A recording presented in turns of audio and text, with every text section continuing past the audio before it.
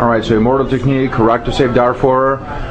So what do you think is key to bringing attention to the situation in Darfur right now, after so much has been written about it already? What can we change at this point? I mean, I think a lot of people think just because it's not being written about as much as it was before, that all of a sudden the situation has gone away.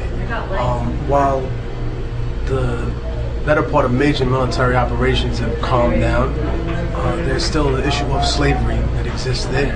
And I think that's a global issue, because now we're looking at people who are economically enslaved in America, and then we're watching a parallel of people who are still physically enslaved in Africa. And I mean, just like I'll repeat on stage, everybody at some point, every government was involved in the slave trade. You know, every religion was involved in the slave trade. Christians, Jews, Muslims. And I think by understanding that, it helps us look at what direction we need to move in as a human race. And I think the important thing to take from this is to realize that we still haven't evolved as much as we think we have. If not only this is going on, but we allow this to go on. If there are corporations that are invested in some of these Chinese oil companies that are doing that. It's not like we can just blame foreign oil companies, because there are people and banks here in the United States of America that are invested in them in the millions. So, I mean, if that's the case, then where do we stand as a nation? Where do we stand as a people? How could we call ourselves the land of the free if we sponsor negativity and slavery in other parts of the world? Do you think that they're going to have kind of similar situation to Somalia, like, you know, where it's kind of lawless and they can't produce any results for decades? I think the difference in Darfur is that there are more natural resources that I think people are really concerned about, which make it a much more desirable place to be permanently. I think that's why a lot of people have gone there. A lot of people are invested in the region. In terms of Somalia, I think that's more of a strategic place to be, because it's right on the eastern part of Africa. It's right next to the Gulf. You know, there's not a lot of other countries that really just have that position. You know, so I'm hoping that what people take from a show like this is the fact that the hip hop community, in its rawest form, you know what I mean, the culture that is represented by that, is still putting out ideas like this, that it can exist, you know, and that it's done with a multi-ethnic, a multi-quote-unquote racial, multi-religious. There's Jews, Muslims, Christians that are involved in this, and that people aren't looking at it to represent their agenda. I'm not here with a personal agenda. I'm here to talk about what's going on out there and how it relates directly to the music that I have. Sure. How do you think things will change with Obama in the office? Or do you think they will change at all, or is it the same politics as always? I mean, I think it's hard to say that, being that it's only been, you know, 2-3 months since the man's been in office. But I think that around the world, the general consensus was that they were happy to have someone besides Bush, someone besides a whole white man to be president of the United States. But I think the fact that he looks radically different than the rest of the presidents and talks different than the rest of them have lately isn't going to be enough for the world when they realize that the policies are going to be the same in terms of foreign relations. You know, they may be different in terms of the domestic policy, but I think that, you know, more by and large, people are kind of expecting it to be the same, but just said in a nicer way to them. You know what I mean? More polite about it. You know, we're gonna get along better with you, but you're gonna give me what I fucking want anyway. Sure. Yesterday, Obama said that he's going to change U.S. economics, going from borrow and spend into conserve and invest. Do you think that that could happen in this country, or do you think that that's more like just a slogan than an actual deed? I think the difference, or what would make a difference, is talking about what we're going to invest in.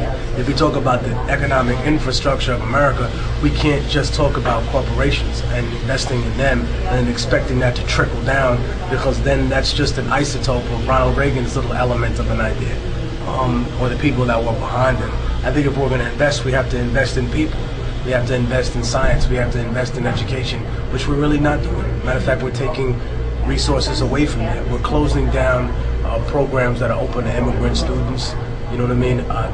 We talk about bettering immigration reform, but you know, we still have communities in Arizona where people who are immigrants are treated like slaves. I think that if he really wanted to invest in something, he should look at the programs that are being slashed right now because people don't think that they work. But at the same time, there are programs among those that produce results that really do affect the human psyche and the way that people look at themselves as being a part of this country, or at least what that means.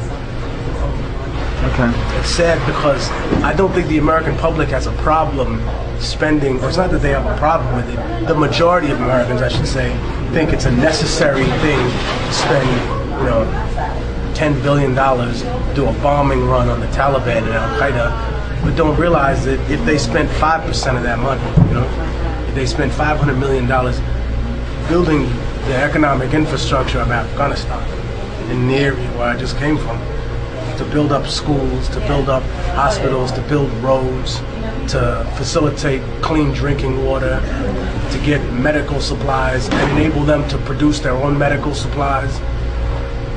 I think that would win the people over 10 times more, but that is what the American people would have a problem with. They would be like, oh, you know what the fuck are you spending $500 million to fix their country when our country's fucked up? You know, we have unemployment in Florida, you know what I mean? There are people that are losing their jobs at a ridiculous rate in New York, and you know, what about California and Texas and Oklahoma? And at that point, then politicians feel that strain and they begin to realize, okay, it's just 10 times easier to tell, oh, we're gonna bomb these terrorists.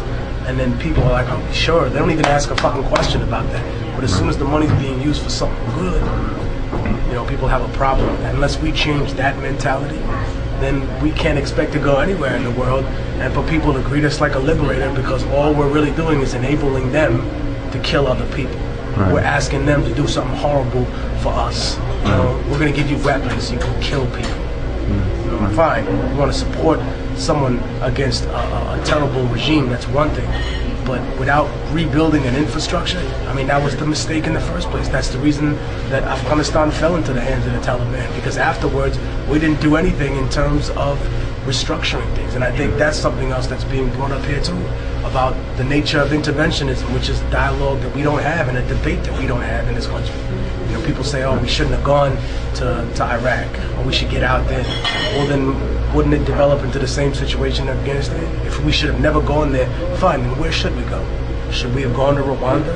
I think we should have. Shouldn't we have gone to Bosnia, you know, earlier? Because we showed up after all the genocides were happening and then acted like we were fucking cleanup for the morality of the world. Should we go to Darfur? These are interesting questions to ask. Would U.S. troops in Darfur stop slavery permanently, or would they simply turn and polarize one section of the populace that much more against another? I mean, that's the debate we're not having, because I think people are afraid to have that debate because they're afraid to uncover who's really making all the money off of all this.